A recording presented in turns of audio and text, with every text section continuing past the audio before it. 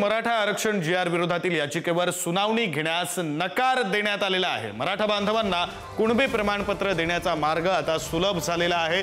न्यायमूर्ती रेवती मोहिते डेरे आणि संदेश पाटील यांच्या खंडपीठाने हा नकार दिलेला आहे। तांत्रिक कारणांमुळे सुनावणीस नकार दिलेला आहे। 2 सप्टेंबरच्या शासन निर्णयाला रीट याचिकांमधून आव्हान देण्यात आलं होतं। हैदराबाद गॅझेटियरच्या अंमलबजावणीला मान्यता देण्यात आली। अधिकचे तपशील देत आहेत आपले प्रतिनिधी नंदकिशोर गावडे। नंदकिशोर, काय घडलंय नेमकं न्यायालयात?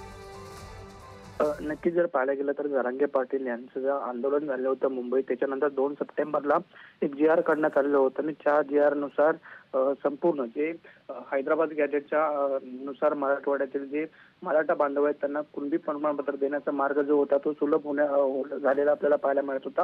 आणि यालाच कुठेतरी समता परिषद असू दे किंवा इतर काही ओबीसी संघटनांनी न्यायालयात आव्हान जे आहे ते दिलेलं आपल्याला पाहायला मिळत होतं आणि त्याच आव्हानाची जी रीट ची याचिका आहे ती दाखल करण्यात आलेली होती आणि त्याची सुनावणी खरं तर आज पार पडणार होती।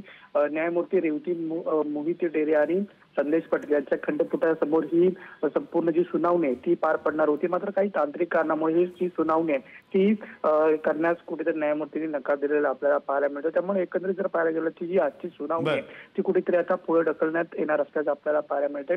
तांत्रिक कारण जे आहे ते न्यायमूर्तींनी दिलेलं आपल्याला पाहायला मिळते। बरं, धन्यवाद नंदकिशोर या सगळ्या तपशिलांसाठी।